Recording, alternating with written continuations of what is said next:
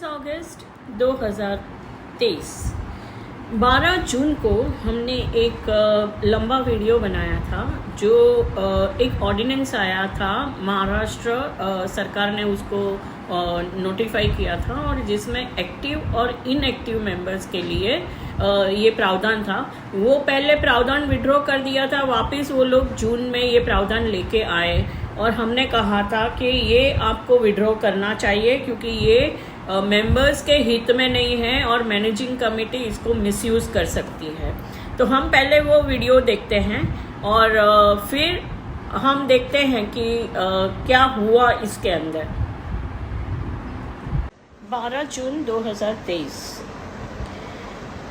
महाराष्ट्र में एक ऑर्डिनेंस आया जो आया 7 जून को। उसका नंबर है महाराष्ट्र ऑर्डिनेंस नंबर 2 ऑफ 2023। अब ये आया है महाराष्ट्र कोऑपरेटिव सोसाइटीज एक्ट 1960 के तहत। अब ये पहले भी एक बार प्रोविज़न इंसर्ट किया था, फिर उसको डिलीट किया था। अब वापस ये प्रोविज़न को इन लोगों ने ऑर्डिनेंस के तहत, अभी तक कानून नहीं बना है, कानून जब भी मॉनसून सेशन में ये ऑर्डिनेंस आएगा, बिल पुटअप होगा, तब वो कानून बनेगा। मगर अभी तुरंत ही जिस दिन ये नोटिफाई हुआ 7 जून को, तब से ये फोर्स में आ गया है, मतलब कि ये ऑलरेडी लागू हो गया है। तो आज हम देखते हैं कि ये क्या ऑर्डिनेंस है और ये अच्छा है कि हमारे लिए ठीक नहीं रहेगा। तो इसके अंदर एक प्रावधान किया है कि section 2 Maharashtra cooperative societies act 1960 के अंदर एक डेफिनेशन डाला जाए और उसका होगा एक्टिव मेंबर। अब एक्टिव मेंबर मतलब क्या? तो प्रावधान क्या बोलता है? प्रावधान ये बोलता है active member means a member who participates in the affairs of the society and utilizes the minimum level of services or products of that society as may be specified in the bylaws। उसका मतलब ये है कि वो जो member है society का, वो सोसाइटी को कुछ कंट्रीब्यूट करता है अपने द्वारा, वो चाहे सर्विसेज हो या प्रोड्यूस हो या कुछ भी हो, वो उसको सोसाइटी को कुछ कंट्रीब्यूट करता है। अब आया सेक्शन 26, एक नया सेक्शन इंसर्ट किया गया है जो बहुत बड़ा है, फिर भी मैं पढ़ने की कोशिश करती हूँ।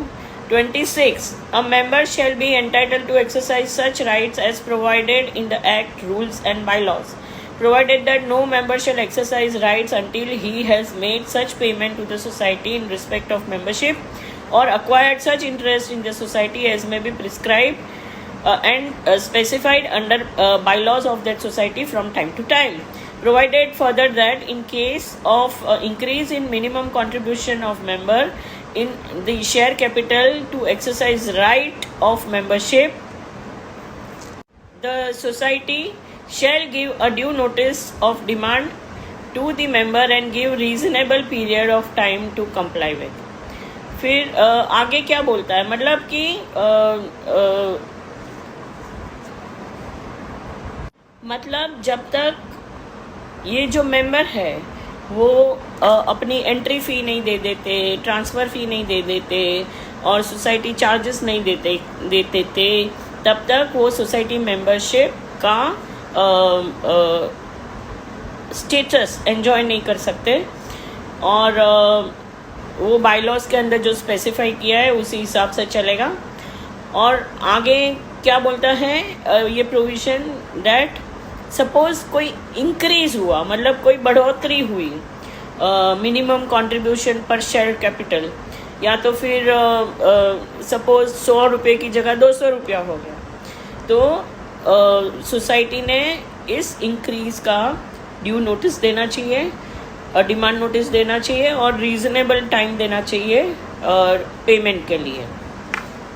अब 26(2) पे आते हैं, जो मुझे लग रहा है कि ये रिकंसिडर करना चाहिए पार्लियामेंट ने और इवन महाराष्ट्र सरकार ने, क्योंकि मैं आपको बाद में बताऊंगी कि क्यों करना चाहिए।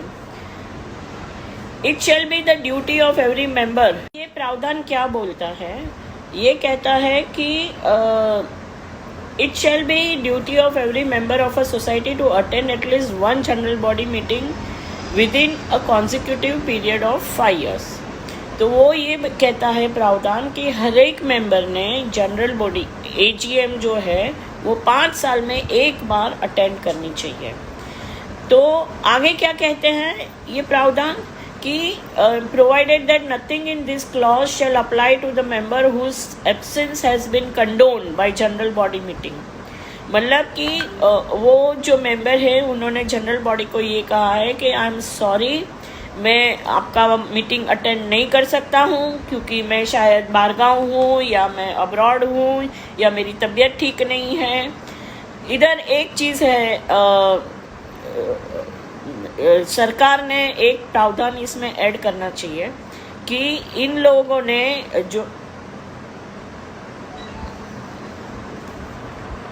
जो पर्सनली अटेंड नहीं कर सकते वो लोग वेबएक्स या जूम मीटिंग से AGM अटेंड कर सकते हैं। हम लोगों ने किया है कोरोना काल के द्वारा।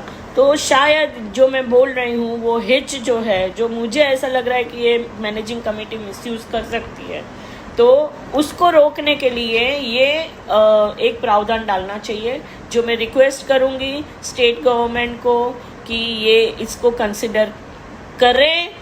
और ये बहुत इम्पॉर्टेंट है क्योंकि ये क्या कहता है, ये जो प्रोविज़न है वो तो 5 साल में एक बार तुमको अटेंड करनी है। अगर आपने 5 साल तक एक भी अटेंड नहीं की, provided that when a society classifies, तो फिर ये मेंबर जो है वो नॉन एक्टिव मेंबर हो जाएगा। अब नॉन एक्टिव मेंबर हो जाएगा तो क्या होगा कॉन्सिक्वेंसेस? तो नॉन एक्टिव मेंबर का कॉन्सिक्वेंसेस क्या है कि सोसाइटी उसे नोटिस देगी 30 डेज के अंदर कि अभी आप नॉन एक्टिव मेंबर हो गए हो और ये फाइनेंशियल ईयर से। तो ये नॉन एक्टिव मेंबर है उसको और 5 साल दिए जाएंगे और उसमें उसने ये जो डिस्क्वालिफिकेशन है उसको करेक्ट करना है, यानी कि उसे अटेंड करनी है मीटिंग। अगर नहीं करता है तो उसका एक्सपल्शन हो जाएगा। अब आता है यहाँ पर जो मुझे ऐसा लग रहा है कि मैनेजिंग कमेटी करती है, ऐसा नहीं है नहीं करती है, करती है मिसयूज़ ऑफ पावर। तो ये जो प्रावधान है उसमें ये कहा है कि जब भी मेंबर नॉन क्लासिफाई हो जाता है नॉन एक्टिव मेंबर के नॉन एक्टिव मेंबर, तो उसको क्लासिफाई कर देता है। अभी जब उसका डिस्क्वालिफिकेशन करेक्ट कर दिया तो उसको रिक्लासिफाई करो एक्टिव मेंबर। अगर नहीं किया तो वो रजिस्ट्रार को कंप्लेंट कर सकता है 60 दिन के अंदर अंदर। मगर इधर मुझे लगता है, देखो कोई भी एक इंसान है वो फ्लैट खरीदता है, अभी सोसाइटी का मेंबर बनता है, तो वो फ्लैट भी तो कोई सिंप्लिसिटी 500, 1000, लाख, 2 लाख में नहीं आता, 3-4 करोड़ 5 करोड़ में बम्बई में मिलता है। इसके ऊपर अगर ऐसा डिस्क्वालिफिकेशन डाल दिया तो आप सोचो वो EMI भी भर रहा है और वो नॉन एक्टिव मेंबर भी है। अभी कल को मैं ऐसा सोच सकती हूँ एज अ लॉयर, मैं प्रिज्यूम करती हूँ, मैं ऐसा नहीं बोलती हूँ ऐसा होगा ही, मगर ऐसे हम प्रिज्यूम कर सकते हैं हाइपोथेसिस कि रीडेवलपमेंट में जा रहा है तो क्या होगा, उसको एक्सपेल कर दिया है आपने तो उसके राइट्स का क्या। और ये होना बहुत स्वाभाविक है क्योंकि कई जगह पर जहाँ मेरे पास केसेस आते हैं, कई जगह पर मोस्ट ऑफ द सोसाइटीज़ की जो कमिटी है वो हाई हैंडेडली बिहेव करती है। मैं ये नहीं बोलती सभी लोग का, दोनों साइड में कुछ ना कुछ हो सकता है, मगर जहाँ तक मैंने एक्सपीरियंस किया है और मैंने जितने हैंडल किए हैं केसेस, उस पे से मैं ये बता सकती हूँ कि ऐसे पावर देना एक डेंजर है, क्योंकि एक बंदा अपने लिए घर खरीदता है और उसको इस तरह आप उलझा रहे हो। और आपको क्या लगता है कि रजिस्ट्रार की ऑफिस में कंप्लेंट करने के बाद तुरंत सब कुछ ठीक हो जाएगा? नहीं जी, फिर रजिस्ट्रार से जाएगा डिविजनल जॉइंट रजिस्ट्रार, फिर वहाँ से जाएगा कोऑपरेटिव मिनिस्टर, फिर वहाँ से जाएगा हाई कोर्ट, फिर डिवीजन बेंच, फिर सुप्रीम कोर्ट। आप क्या कर रहे हो? वो 5 साल अगर नहीं बंदा भर रहा है कोई भी एजीएम, तो ठीक है ना, उतना न्यूसेंस एजीएम में कम होगा, ऐसा मेरा मानना है। बाकी ऐसे भी केसेस हैं जहाँ पर मैनेजिंग कमेटी ट्रांसफर नहीं दे रही है। कोई गुजर गया है, पति गुजर गया है, पत्नी गुजर गई है, तो वो ट्रांसफर नहीं कर रहे हैं, और वो भी 10-10, 12-12 साल तक। अभी कोई एक विडो है जो अनएजुकेटेड है, वो क्या करेगी? उसको क्या पता चलेगा वो एक्टिव मेंबर है कि एक्टिव मेंबर नहीं है? आप इस तरह का प्रावधान कोई भी कानून के अंदर कैसे लगा सकते हो? वो आपको टैक्स दे रहा है, वो स्टैम्प ड्यूटी भर रहा है, वो रजिस्ट्रेशन चार्जेस भर रहा है, वो आपका म्यूनिसिपल कॉरपोरेशन का बिल भर रहा है, सब कुछ तो दे रहा है। फिर आप उसे क्यों मजबूर कर रहे हो एजीएम के अटेंड करने का? क्या जरूरत है? अभी सोसाइटी में ऐसी भी सोसाइटी है जहाँ पर मैक्सिमम विडोज है, उनके पति मर गए हैं, तो ज़रूरी नहीं है कि हर एक विडो आके वहाँ पर बैठे। आपको उसकी प्रेजेंस की क्यों ज़रूरत है इतनी? वो विडो आज पुराने ज़माने की है, मैंने देखा है, और कई सोसाइटियों में है कि मैक्सिमम विडोज जो है वो समझती नहीं है और वो अटेंड नहीं करना चाहती। तो आप इस तरह से ऐसे प्रावधान, मुझे ऐसा लगता है कि ये फंडामेंटल राइट को हिट करता है, और ये आपको विड्रॉ करना ही चाहिए। क्योंकि 10-10 साल तक, 15-15 साल तक कोई एक लेडी लड़ेगी क्या? क्या इनहेरिटेंस में दे जाएगी अपने बच्चों को? और वो भी अपने पैसे से खरीदा हुआ प्रॉपर्टी है, उसको आप प्रेशर कर रहे हो कि तुम जाओ वहाँ पर बैठो और अटेंड करो। वो बेचारी को कुछ समझ में नहीं आता। देखो, हर एक विडो या हर एक स्त्री पढ़ी लिखी है वो ज़रूरी नहीं है, और पढ़ी लिखी होने के बावजूद भी उसके अंदर उतनी स्ट्रेंथ है कि वो वहाँ पर जाए और वो कमेटी को फेस करे एजीएम में। वो स्ट्रेंथ होना ज़रूरी नहीं है, हर एक लोग नहीं कर सकते। मैं ये कह रही हूँ कि महाराष्ट्र सरकार ने इस प्रावधान को रिवाइज करो, या तो फिर इसको विड्रॉ करना बहुत ज़रूरी है, क्योंकि आप किसी एक बंदे की प्रॉपर्टी को without any rhymes and reasons unnecessarily एक लिटिगेशन में डाल रहे हो। आप गारंटी कर रहे हो कि वो जो रजिस्ट्रार है वो 7 दिन के अंदर अंदर उसको एक्टिव मेंबर बनाएगा? नहीं कर रहे हो, क्योंकि वो एक्टिव मेंबर बनाएगा तो सोसाइटी अपील में जाएगी। सोसाइटी को क्या है? आप सोचिए इस प्रोविजन का कॉन्सिक्वेंसेस क्या है, और आप ये भी समझिए कि हर एक मेंबर नॉट नेसेसरी एजुकेटेड हो और कैपेबल हो, उसने इनहेरिटेंस से लिया है, सपोज फादर की या मदर की प्रॉपर्टी है। तो मैं अपील करती हूँ कि इस प्रावधान को आप विड्रॉ कीजिए।